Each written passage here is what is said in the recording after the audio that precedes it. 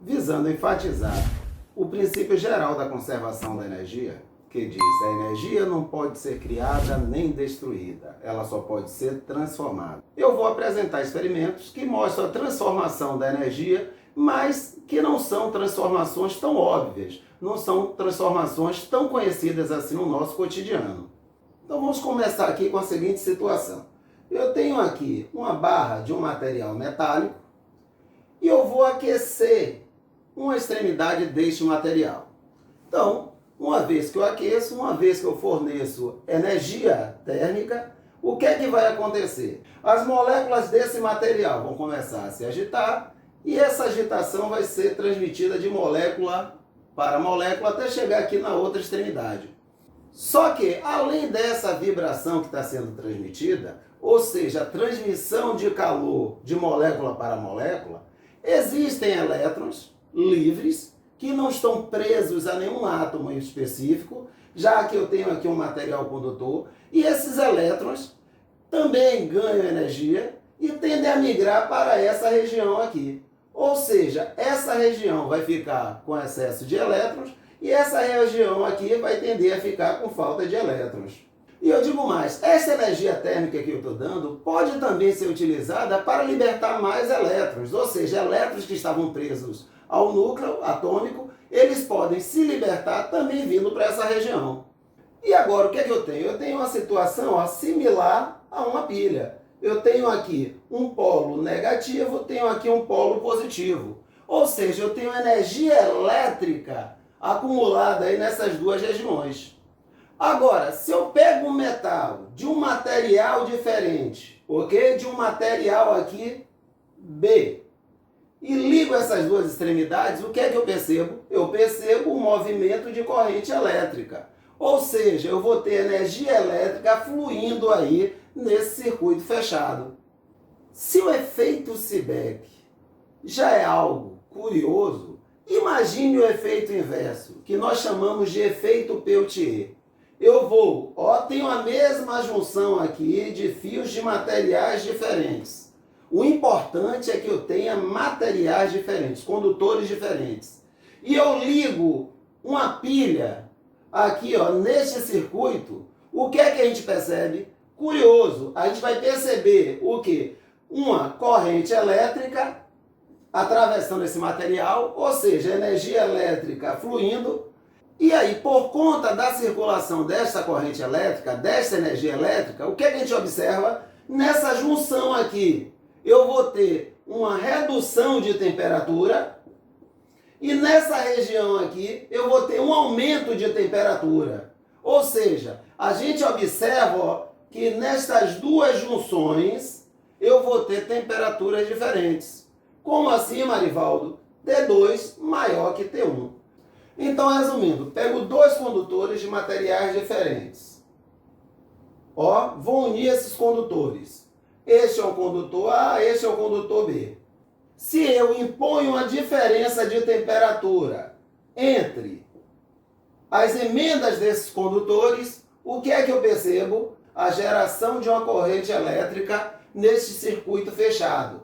E este é o efeito Seebeck. Por outro lado, se eu coloco uma pilha, ou seja, se eu forço a passagem de uma corrente elétrica através do circuito fechado, eu gero essa diferença de temperatura nas emendas destes condutores. Ou seja, um efeito corresponde ao inverso do outro. E o que eu vou demonstrar através do experimento é justamente essa transformação. Eu posso pegar a energia elétrica e transformar em energia térmica, como eu posso pegar a energia térmica e transformar em energia elétrica, através desses dois efeitos, o efeito Seebeck e o efeito Peltier. Então, para demonstrar esses dois efeitos, eu vou utilizar uma pastilha Peltier, que basicamente ela vai usar o mesmo princípio que eu expliquei anteriormente. Só que ao invés de utilizar condutores, ela utiliza semicondutores de tipos diferentes. Então, observe, quando eu impor aqui a passagem de corrente elétrica, ou seja, a passagem de energia elétrica, cada junção dessa vai tender a ficar quente, devido à passagem da corrente, e essas junções aqui vão ficar frias. Então, o que é que acontece? Quando eu impor a passagem de corrente elétrica, um lado vai ficar frio e o outro vai ficar quente.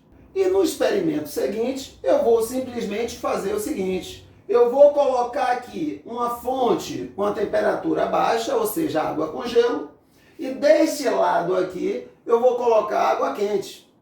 Observe que sem nenhuma fonte fornecendo energia. E o que é que eu pretendo observar? Eu pretendo observar aí a geração de energia elétrica, através dessa diferença de temperatura. Ou seja, eu vou utilizar energia térmica para gerar energia elétrica. Então vamos ao efeito Seebeck. Eu tenho aqui a pastilha Peltier, tenho aqui 2 latas de quitute. Então vou colocar aqui, ó, entre as latas do quitute, a pastilha Peltier.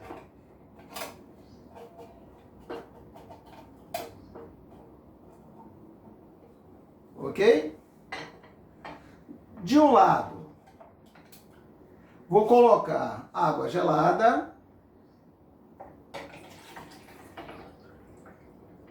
Ó, colocar gelo. Do outro lado, água quente. Então, vou garantir a diferença de temperatura entre os 2 lados da placa. Então, agora vamos à prova final. Será que funciona esse motor? Perfeito. Então, estou transformando energia térmica em energia elétrica. Então, agora vamos demonstrar o efeito Peltier, que é justamente o surgimento da diferença de temperatura entre os lados da plaquinha Peltier devido à passagem da energia elétrica. Então, vamos ver aqui, ó, um lado da plaquinha, 26,3. O outro lado, 26,4. Uma pequena diferença aí. Mas eu vou fazer percorrer uma corrente elétrica por essa plaquinha aí.